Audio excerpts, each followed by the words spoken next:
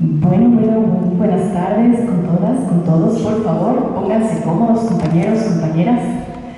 Vamos a dar inicio a esta sesión número 30 de este seminario, esta sesión 30ª del Seminario del Pensamiento Crítico. Agradecemos a los maestros, maestras de la Unidad Académica de Desarrollo de la UAS que permiten generar este espacio de reflexión crítica y sobre todo en esta ocasión impulsando siempre la iniciativa de parte de la comunidad estudiantil universitaria, ¿no? En esta ocasión vamos a hablar de Palestina y el futuro de la paz mundial. Nos acompañan como panelistas Eduardo Meneses, del Comité de Solidaridad de Zacatecas con Palestina, Flor Castañeda, fotoperiodista del Sol de Zacatecas, y vía virtual nos va a acompañar Ana Rosa Moreno, activista de BDS de México.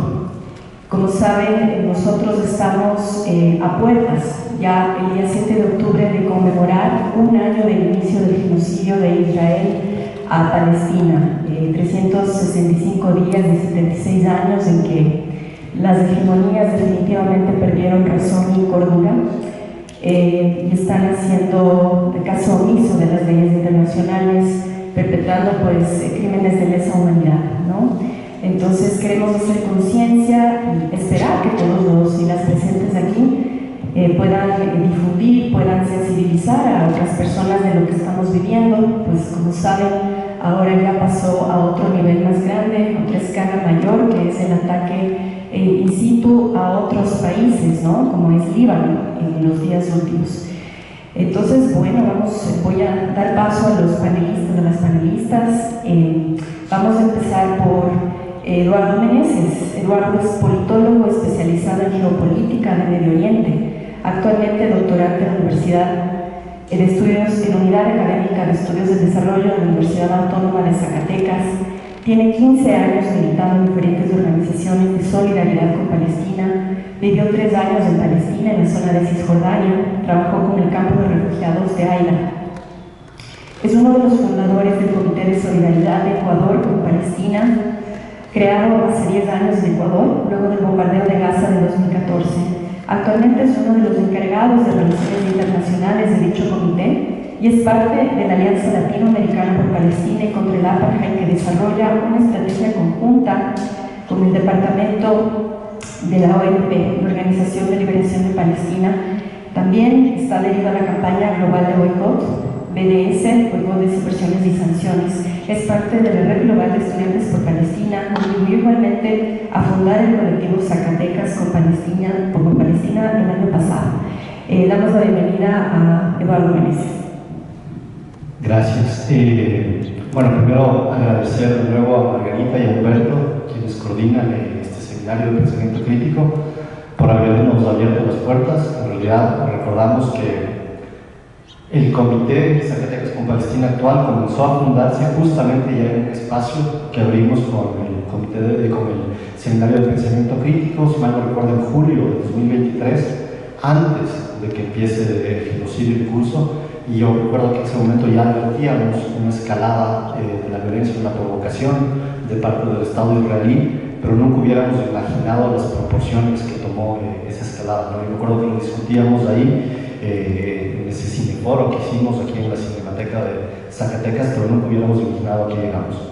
Justamente yo lo que les quiero compartir, más allá de los aspectos muy históricos o básicos que ya lo hemos discutido en otros momentos, quiero aprovechar un espacio más académico para aclarar un par de cosas de fondo sobre lo que implica el proyecto sionista, tanto para los territorios palestinos como para la paz mundial. En realidad son como estas 3 cosas que yo les quería plantear.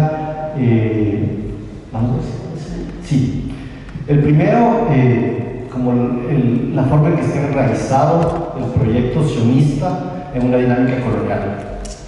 El segundo punto, que tiene que ver con la función que cumple Israel para el imperialismo a nivel global, la disputa de recursos energéticos y de territorios en Medio Oriente, cuál es la importancia que tiene ahí, sobre todo en la apertura de un nuevo ciclo de guerra que se está dando en el mundo, que no solo es de los territorios palestinos, sino que empezó en Rusia y que fue un combate entre China y Estados Unidos de fondo, de trasfondo, y al final justamente cuáles son los desafíos para la paz mundial, ¿no? Ese es como un poco los tres puntos que yo quería enmarcar, y sobre todo comenzar por este tema del sionismo, ¿no? Entender qué significa el sionismo, y eso es súper importante. Yo creo que cada vez que nosotros empezamos a discutir de la solidaridad con Palestina, nos toca volver a hacer énfasis en qué significa el sionismo, porque una de las principales herramientas que utilizan todos quienes defienden el proyecto israelí de colonización de los territorios palestinos es tratar de deslegitimar la defensa que nosotros hacemos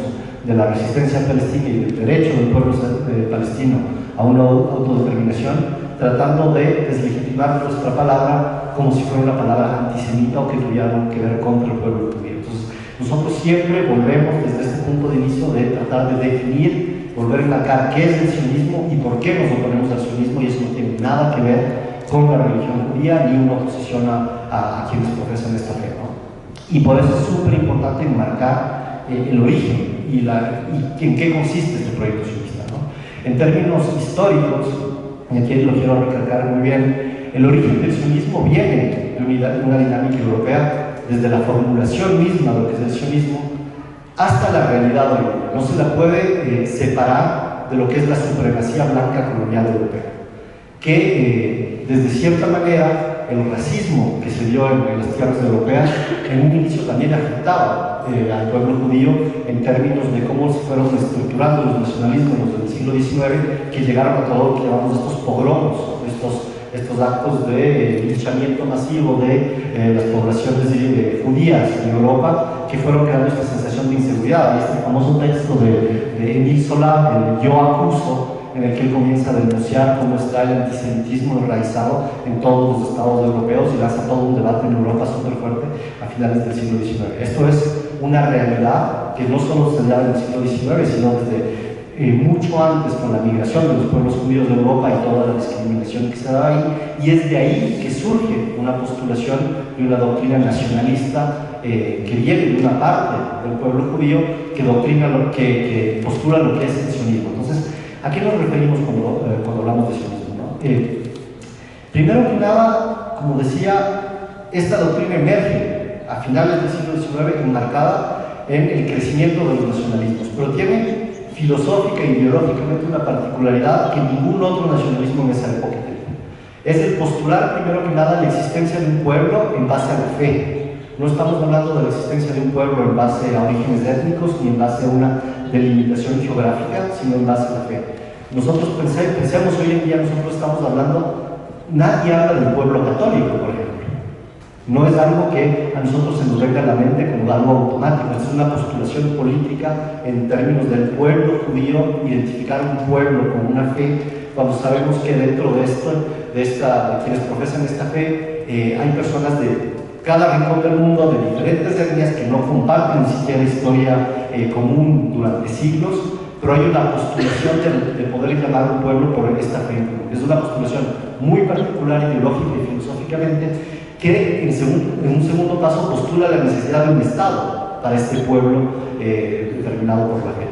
Esta es una postulación de un nacionalismo que es única, no existe otra postulación de este tipo de nacionalismos del siglo XIX.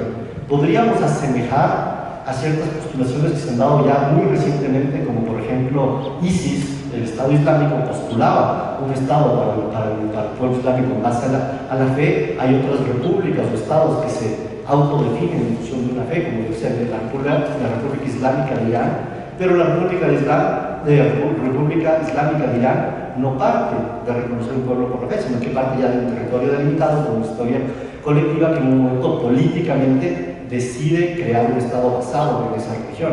No es una constitución como abstracta en función de un pueblo. Entonces hay diferencias, ¿no? Esto como para dejarlo muy claro. Pero además, y ustedes lo van a ver en algunos de estos documentos, justo ahorita se fue un poco la pantalla, creo que está fallando. Hay un artículo aquí en un periódico del New York Times de 1899, en el cual el movimiento sionista, este movimiento nacionalista que emergía a finales del siglo XIX, postulaba claramente un proyecto colonial, y lo decían en todas sus palabras, el proyecto de ir a colonizar Palestina. Hay que saber que el movimiento sionista, que fue creado ideológicamente, digamos, de los postulados por Theodor Herzl, que es el el ideólogo, digamos, de este movimiento, en realidad no tenía desde un inicio la idea de ir a los territorios palestinos. Había un debate dentro del movimiento sionista donde evocaban diferentes territorios. Se habló de territorios en Estados Unidos, en Uganda, en Madagascar, en Argentina, y finalmente se decanta por el tema de los territorios palestinos porque sabían que podían utilizar la religión como una justificación para eso. No surge desde los territorios palestinos la vocación del Estado sionista, sino que surge desde otro lugar, desde un nacionalismo que surgía, como ya venía explicando, en términos históricos. Esto es muy importante porque esto va a determinar toda la construcción histórica del Estado de Israel, esta dimensión colonial que viene desde Europa. Si nosotros pensamos esta supremacía blanca que también encontramos en Estados Unidos, que encontramos en los territorios palestinos, viene desde Europa. Son los colonos europeos que erradicaron gran parte de los pueblos nativos estadounidenses o los refugiaron en ciertos territorios enclaustrados ahí, que reproducen también una supremacía blanca hasta el día de hoy en Estados Unidos, reproducen el mismo tipo de supremacía blanca en otras colonias en los que sucedió lo mismo, como es en Australia, y también en los territorios palestinos, aparte de parte de Israel. Es así que llegamos a lo que es la creación del Estado de Israel, que crea un verdadero, lo que nosotros denominamos un estado de apartheid. ¿A qué me refiero con esto? El estado de apartheid hace referencia a la estructuración racista que se dio en Sudáfrica cuando se delimitaba el territorio, las políticas públicas, los derechos ciudadanos según la raza de las personas de Sudáfrica, según una persona que era blanca o según una persona que era negra. Ahora, justamente desde los movimientos de solidaridad con Palestina, postulamos que es exactamente lo que está sucediendo en Palestina, es una estructuración racista del territorio, de las políticas públicas, de los derechos que tienen las poblaciones que viven en ese territorio. Todo inicia desde la Nakba. Ustedes ven una foto del primer éxodo. En realidad todo inicia del Estado de Israel. Esta es una confrontación que podemos ir en la historia un poquito antes, del siglo XX, pero cuando se crea el Estado de Israel, uno de los actos fundantes del Estado de Israel es un acto de terrorismo ya de Estado, que es conocido como la masacre de Deir Yassin. La masacre de Deir Yassin es una masacre que se da en un pueblo que tiene este nombre, en el cual las milicias sionistas reúnen en un pueblo a todos los habitantes, hombres, mujeres, niños, ancianos, ancianas, masacran a casi todo el mundo y dejan una decena de personas vivas para que vayan a decir a todos los otros pueblos de Palestina que si no salían de sus casas los iban a masacrar de la misma manera. Es así que se refugian casi 1 millón de personas que salen de los territorios palestinos y se crea el Estado de Israel. ¿Por qué era importante esto? Y esto no lo digo yo, sino que está escrito en textos de los fundadores en 1948 del Estado de Israel, entre ellos de las pocas palabras del primer mandatario que hubo en Israel, que es Ben-Gurión, que decía que no puede haber un Estado de Israel, es decir, un Estado para el pueblo judío, si es que no hay una mayoría demográfica de judíos en ese territorio. Para eso necesitaban expulsar al pueblo palestino de esas tierras. Eso se da a través de actos de terrorismo de Estado, lo que es muy particular cuando vemos la hipocresía con la cual se maneja la palabra terrorismo hoy en día para justificar el genocidio, ¿no? Todo esto termina, y no voy a entrar en la historia, si quieren después podemos ver las particularidades de la historia, termina en un momento en que estamos actualmente en este estado de apartheid que ven ahí en este mapa que ya vamos a explicar. En esto sé que no se ve muy bien en la pantalla, pero vamos a explicar un poco más en detalle. En este momento, en Palestina hay diferentes tipos, en los territorios palestinos hay diferentes tipos de derechos según la etnia, la fe de una persona y el territorio en el cual se encuentra. Ustedes ven en este mapa, en un lado, en la puntita, esa franja roja, es la franja de Gaza, es el territorio que vive en una prisión a cielo abierto, viven 2 millones de personas, totalmente, bueno, en este momento bajo las bombas, bajo un genocidio. Recordemos que en ese territorio, que es mucho más pequeño que el estado de Zacatecas, es un territorio mucho más, es un territorio realmente reducido, donde viven 2 millones de personas, se han lanzado hasta el día de hoy, en un año, más del equivalente de 5 bombas atómicas. Si nosotros hacemos una comparación con la cantidad de explosivos que han habido ahí, han habido más explosivos que los que se lanzaron por la Alemania nazi sobre Londres durante toda la Segunda Guerra Mundial en los territorios palestinos. Estamos hablando de ese tipo de masacres en este territorio que tiene una población de 2 millones de personas encarceladas al cielo abierto. Hay los territorios de Palestina, de Cisjordania, en la parte que está a la derecha, que ese mismo territorio ya está dividido, y les voy a mostrar algunas fotos de qué manera está dividido. Aquí ni siquiera saco cifras desde los movimientos de resistencia palestinos. Todas estas cifras nos van a encontrar en páginas israelíes quiero utilizar estos datos para dar solidez también a lo que estamos mencionando. En los territorios palestinos de Cisjordania se da dos dinámicas, una de colonización y otra de limpieza étnica. Lo de limpieza étnica es muy importante porque sigue el proceso de expulsar a las personas de sus tierras. Y ahí os puedo contar, yo viví en los territorios palestinos durante 3 años y en una de esas tengo varias anécdotas de una ciudad como la ciudad de Hebrón. Es una ciudad que ha sido históricamente, dentro de los territorios palestinos, uno de los mercados más antiguos de la humanidad. Ese territorio, que es muy importante para el pueblo palestino, está tratando de ser expulsado desde hace décadas ya por colonos que poco a poco van expulsando a la gente de sus casas, van ocupando estas casas y tratando de expulsar a los que quedan.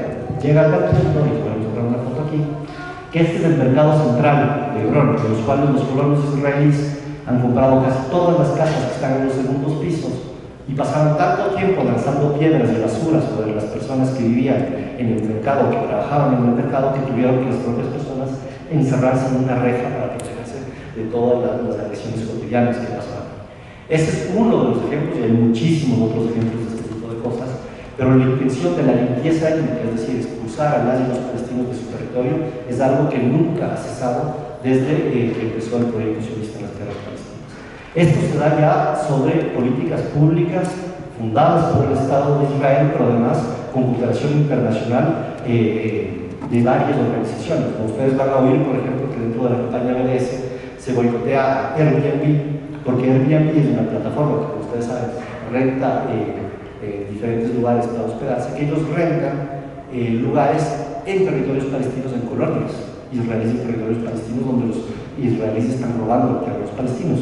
Quiero, a través de esas pocas fotos, mostrarles cómo funciona esta colonización. Aquí ustedes ven el mapa de Cisjordania, van a ver unos puntos, como se vuelve a prender la pantalla, unos pequeños puntos amarillos en este mapa, que son las avanzadas que van creando ciudades en Cisjordania. Estas avanzadas al comienzo son casas prefabricadas que llegan con trailers, con protección militar, se ponen muchas veces encima de unas montañas como para tener, por un lado, la protección militar más fácil, pero además el símbolo de ocupación de la tierra palestina desde las alturas, y en poco tiempo estas casas, encuentro una foto aquí, se convierten en ciudades donde pueden habitar hasta 20.000 personas, y al inicio muchas veces estas ciudades están vacías. Esta foto en particular es una foto de una de estas colonias que estaba cerca del campo de refugiados donde yo trabajaba, que estaba totalmente vacía cuando fue creada.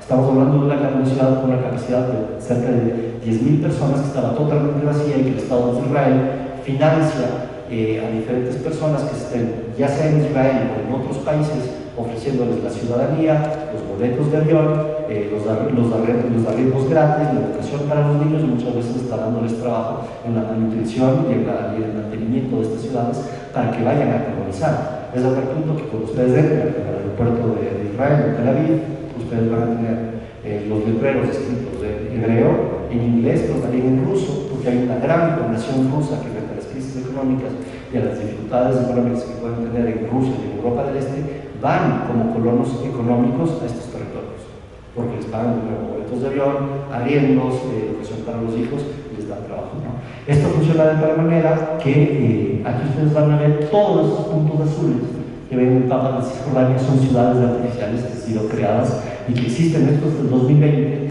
en los territorios palestinos. Vamos, si quieren, después podemos entrar en el detalle de cómo se ha dado esto en los últimos años, porque esto surge de supuestos acuerdos de paz que nunca se cumplieron, pero ustedes van a ver, sobre todo a la izquierda, el aumento desde 1980 hasta el día de hoy de la población de colonos ahí. Aquí están 350.000, porque era hasta el 2010, pero ya ahora son más de 500.000 de colonos que están en los territorios palestinos. A esto se suma, y por eso llamamos a este territorio el apartheid, el muro de segregación. Todo Palestina está rodeado de un muro de 9 metros de concreto, haciendo de los territorios palestinos, no solo en Gaza, muchas veces se habla de Gaza como una prisión de cielo abierto, pero también todo el territorio de Cisjordania. Estos muros nos recuerdan varios procesos en la historia, y eso es lo que yo quiero hacer. Bueno, primero, los muros de las fronteras mexicanas con Estados Unidos no es un método que solo existe en Palestina, pero si vemos en la historia, este de aquí es uno de los muros de segregación en Detroit en los años 40, donde los Estados Unidos, la misma supremacía blanca y racista, ya separaban las poblaciones negras de las poblaciones con esta ideología. Vemos también la segregación o este apartheid a través de los derechos a desplazarse. Esto es un checkpoint, son los puntos de acceso de diferentes lugares para transitar en Palestina, en los cuales a los palestinos les hacen pasar por estos puntos de control militar, los revisan, los tratan como potenciales criminales, y hay montones de historias de estos checkpoints, por ejemplo, de mujeres embarazadas que no les dejaron llegar al hospital y tuvieron que dar a luz en estas filas esperando cruzar, de estudiantes que no pudieron graduarse porque no les dejaron llegar a su examen de grado hasta si ellos estaban 10 horas antes en el checkpoint tratando de pasar, pero ese día se les ocurrió cerrar el checkpoint para que nadie pase. Este tipo de cosas no es única de Palestina, sino que, como justamente lo quiero recalcar de nuevo, esto es de Sudáfrica, el apartheid, en el cual también había limitaciones para el transporte y el desplazamiento de las poblaciones según su división étnica. Aquí lo ven claramente. Esto se da en las carreteras en Palestina. Tienen carreteras, aquí ustedes ven a la izquierda una foto, autos circulando a la izquierda de ese muro, que son carreteras palestinas en las que la gente pasa tranquilamente, mientras que a la derecha la carretera está cerrada. Porque hay todo un sistema que conecta todas estas colonias de las que estábamos hablando, que es un sistema paralelo. Es como si ustedes tuvieran dos territorios, un vecino del otro.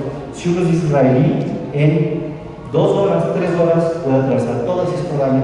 Si uno es palestino, tal vez se demorará 2 días en hacer el mismo trayecto, por los controles militares, por los bloqueos de carreteras que a veces no abren durante 10 horas porque, como esta, quisieron cerrar ese día por temas de seguridad.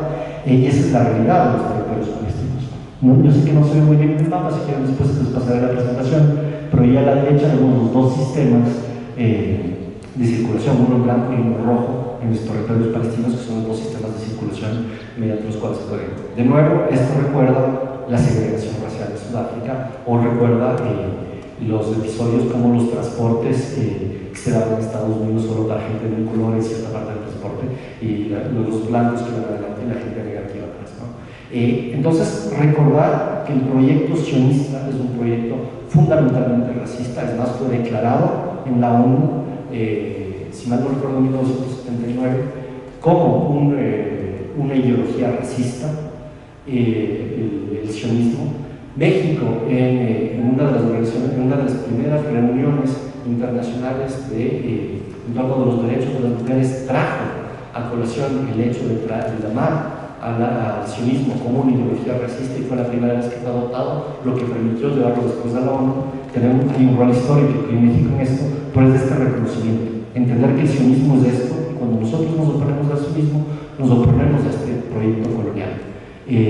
Los sionistas no son necesariamente judíos, es más, podríamos afirmar que la ideología sionista a nivel global es minoritaria dentro de quienes profesan la fe judía. Hay muchos sionistas que no son judíos, sino que vienen de cualquier otro tipo de profesión de fe, y quienes nos oponemos al sionismo en realidad nos oponemos a este proyecto racista. Creo que ya he hablado mucho tiempo, voy a dar un par de cosas más para pasar a que Flor nos cuente un poco la experiencia que ella tuvo en los territorios de Líbano, que en este momento son importantes. Solo hay 2 cosas que quisiera resaltar. El primero, ¿cuál es el rol del sionismo actualmente, más allá del nacimiento y de la herencia colonial? El rol del sionismo tiene una función fundamental en la estructura del imperialismo a nivel mundial, y voy a pasar un poco el tema de los mapas, pero veamos, este es el mapa del petróleo a nivel mundial. ¿Dónde están los principales recursos de petróleo? Ustedes ven claramente en la zona del Medio Oriente, al lado oriental del Mediterráneo, la importancia de los recursos de petróleo. Cabe resaltar también Venezuela un poco más abajo, pero eso es otro tema. El mapa del gas, igualmente, la riqueza de gases naturales en la zona del Medio Oriente, la razón por la cual siempre ha estado ligado a la presencia de Israel para dividir la zona del Medio Oriente a través de la presencia imperialista ahí. Pongo estos mapas y pongo uno como a forma de provocación. Este es el mapa de litio, que puede estructurar ciertos de los conflictos de las próximas décadas, debido a que México tiene una de las reservas importantes de litio. Y pongo esto para no olvidarnos de que todo este lazo del sionismo y de Israel con el imperialismo no solo está al otro lado del planeta, sino que amenaza también a los territorios latinoamericanos.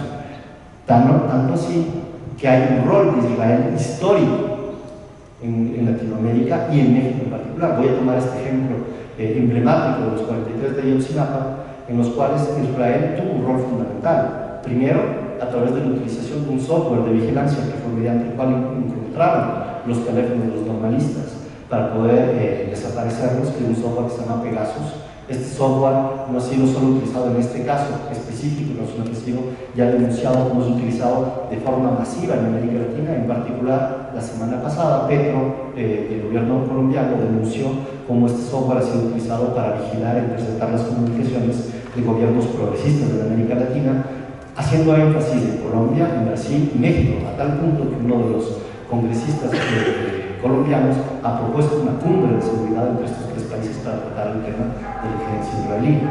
Israel además tuvo influencia aquí porque fueron en autos blindados vendidos por Israel a México que interceptaron a los normalistas para secuestrarlos en este mismo hecho, y además hay toda una historia de formación de la policía y de las fuerzas militares mexicanas por el Estado de Israel, que empieza desde 1997 bajo el pretexto de la lucha contra el narcotráfico. La lucha contra el narcotráfico desde hace más de casi 3 décadas está íntimamente ligada a una cooperación militar con Israel, que significa formación de militares y policías en Israel que terminan en violaciones de derechos humanos como la ley nacional. Podríamos hablar horas también de la incidencia que tuvo Israel en la implicación con las dictaduras en Chile, en Brasil, en Argentina, en Centroamérica, en muchos de los episodios más duros y sangrientos de Centroamérica también. Entonces esto, el plan Cóndor, claro, a lo largo de todo el percorso en América Latina. Esto, de nuevo, para realizar que no es solo al otro lado del planeta que estamos luchando contra una estructuración en la cual el imperialismo utiliza la militarización sionista, sino que tiene una gran influencia en México, y podemos hablar un poco de eso al final. Y el último punto que quiero tratar, ya para abrir un poco sobre las perspectivas que esto nos plantea a nosotros en términos de la paz mundial, hay que entender que el proyecto sionista siempre tuvo este trasfondo colonial desde su inicio, tuvo un rol del imperialismo mundial, pero desde hace un poco más de 2 décadas tiene un rol muy particular. ¿Por qué? Porque cuando se acaba la Guerra Fría, hay un cambio muy fuerte en la narrativa del imperialismo a nivel global, porque hasta ese entonces, bueno, desde el final de la Segunda Guerra Mundial hasta el final de la Guerra Fría, se hablaba de las intervenciones estadounidenses y de la OTAN en Medio Oriente como una lucha contra el comunismo y la democracia que iba a luchar contra el comunismo en esos territorios. Al acabarse la Guerra Fría, Estados Unidos lanza toda una retórica del fin de la historia, que decían que ya había ganado el capitalismo, que ya no había horizonte socialista ni comunista, que para ellos era una victoria ideológica, pero el trasfondo, en el otro sentido, es que ya no tenían ese enemigo contra el que luchar. Y desde los años 90, sobre todo con el 2001, el atentado de los World Trade Center, ese nuevo enemigo fue el terrorismo. La lucha global contra el terrorismo, en la cual Israel se enmarca de una forma fundamental dentro de una perspectiva que fue creada desde asesores de la Casa Blanca, en particular hay uno que se llama Samuel Huntington, que denomina esto que se llama el choque de civilizaciones. Él dice las guerras del futuro ya no van a ser por ideología, ya no es capitalismo contra socialismo, otras cosas, sino que él dice van a ser en base a la religión justamente. Y aquí el rol de Israel en Medio Oriente toma una dimensión de nuevo fundamental, puesto que es lo que ha venido haciendo Israel desde su creación, es la división de un territorio en base a la fe, al postularse Israel como un Estado para el pueblo judío. Y este es el mapa que Samuel Huntington planteaba, ¿no? Como el occidente, ustedes ven ahí Europa y Estados Unidos, de Latinoamérica, de toda la zona de influencia rusa. Y Samuel Huntington postulaba esto, que es particularmente grave porque es esencializar las disputas, ya no en base a ideas, ya no en base a debates que pueden tenerse, sino en las identidades étnicas y religiosas de los pueblos. Esto es algo que es particularmente grave en términos de cuáles son los horizontes de las guerras que vienen desencadenándose desde esa época, las justificaciones de las agresiones imperialistas, pero trae consigo varias consecuencias. Primero, la fascistización de las sociedades. Yo quiero hablar aquí claramente, y lo podríamos hablar si quieren en detalle después del por qué yo considero que el día de hoy se puede hablar de una sociedad fascista en Israel. Desde el punto de vista, no le estoy hablando de un punto de vista militante o declamando algo, sino desde un punto de vista realmente académico, podríamos hablarlo después por qué. Pero ha habido un giro sobre todo en la última década, de fascistización de la sociedad israelí, en la cual cosas que se decían hace 10 años solo se toleraban en los grupos más extremistas, reducidos y minoritarios de Israel, cuando hoy en día son ministros de Estado que lo están diciendo y son presidentes delante de la Asamblea General de la ONU con claras proposiciones genocidas, ¿no? Esto de aquí se acompaña también de una erosión democrática en otros territorios, como nosotros vimos lo que pasa en Estados Unidos con todo el voto de los fondos millonarios hacia Israel, cuando vemos a la Asamblea y el Congreso estadounidense aplaudir a Netanyahu cuando él dice: lo que tenemos que hacer es acelerar nuestra tarea para acabar esta batalla, lo que quiere decir finalmente acelerar el genocidio.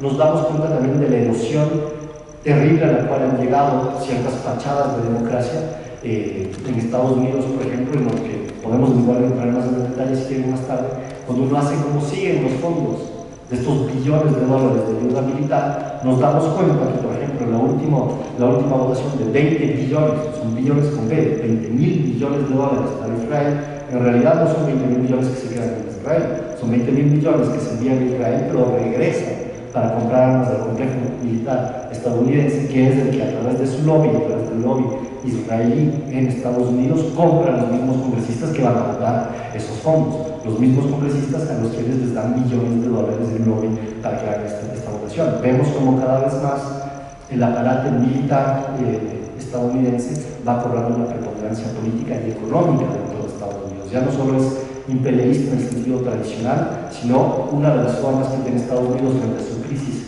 hegemónica, productiva, financiera, cultural, para seguir manteniéndose. La guerra mantiene su poder en los territorios, pero mantiene la economía israelí. Un ejemplo de esto fue un académico mexicano que dio una conferencia hace pocas semanas en Ciudad de México, y él decía, ¿no?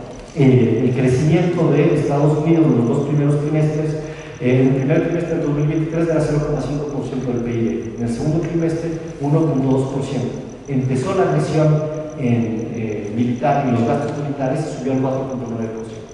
Y él recuerda cómo fue exactamente lo mismo en la Segunda Guerra Mundial, cuando creció en cerca del 18% del PIB estadounidense. Entonces no se pueden separar estas dos cosas. Y lo último, con esto termino, lo que esto ha significado para la noción del derecho internacional. Nosotros hemos visto a la Asamblea General de la ONU expresarse en contra del genocidio desde hace un año, al Consejo de Seguridad, hasta si fue muy difícil expresarse con un cese al fuego. Hemos visto a la Corte Internacional de Justicia demandar medidas cautelares para que cesen las acciones de genocidio de Israel. Hemos visto a un fiscal de la Corte Penal Internacional demandar que se arreste a Netanyahu por crímenes de genocidio, y nada, absolutamente nada, ha sido capaz de parar este genocidio. ¿Qué quiere decir? Que por fin cae una careta del derecho internacional que en realidad nunca existió, pero siempre trató de mantener un rostro de supuesta mesura, de supuesta balance de fuerzas, porque igualmente cuando se acabó la Guerra Fría no hubo un contrapoder militar a los Estados Unidos, y los Estados Unidos han tomado total hegemonía de la institucionalidad internacional, y ya el derecho internacional salta a la vista de todos, solo depende de los intereses de esta potencia hegemónica que en este momento en su declive nos pone a todos en riesgo de guerra mundial. Termino diciendo justamente esto, que esta guerra no solo pasa en Palestina, sino que el ciclo bélico que empezó entre Rusia y Ucrania ya hace más de 2 años, ese conflicto tuvo el rol de silenciar todas las voces disidentes europeas y poner definitivamente al continente europeo bajo el comando de la geopolítica estadounidense. Históricamente países europeos podían tener voces disidentes.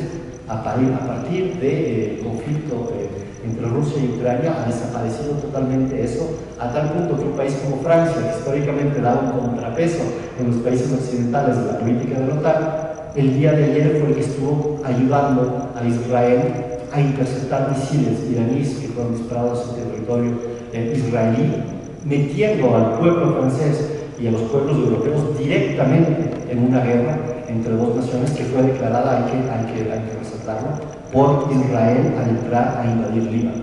Entonces ya está totalmente la política europea subsumida bajo los intereses estadounidenses. Es el rol del conflicto en Europa, entre Rusia y Ucrania, el rol que tiene el conflicto o que tiene el genocidio, más bien, en Palestina, tiene que ver con el rol de deshumanización de toda una población, que que nosotros aceptemos como sociedad esa deshumanización, y eso de nuevo no está solo al otro lado del planeta, sino que lo vivimos en Zacatecas. Vivimos en Zacatecas de la misma manera que cuando matan a los palestinos dicen no, es que son terroristas, como si no fueran humanos, los niños, niñas que están muriendo ahí. Lo mismo pasa cuando desaparecen estudiantes de la UAS y les dicen no, es que seguramente estaban en las redes del crimen organizado. Esta retórica de deshumanización sigue avanzando y es particularmente peligrosa cuando los países se ponen por fuera del derecho internacional en un ciclo de guerra que ya se está proyectando hacia China, puesto que hace 3-4 días el ejército estadounidense acaba de lanzar un proyecto de financiamiento para preparar un posible conflicto con China hasta el 2027. Estamos ya en un ciclo que seguramente durará una década, si no es más, de conflagración militar, que ya podríamos calificar como un inicio de la Tercera Guerra Mundial de otro tipo.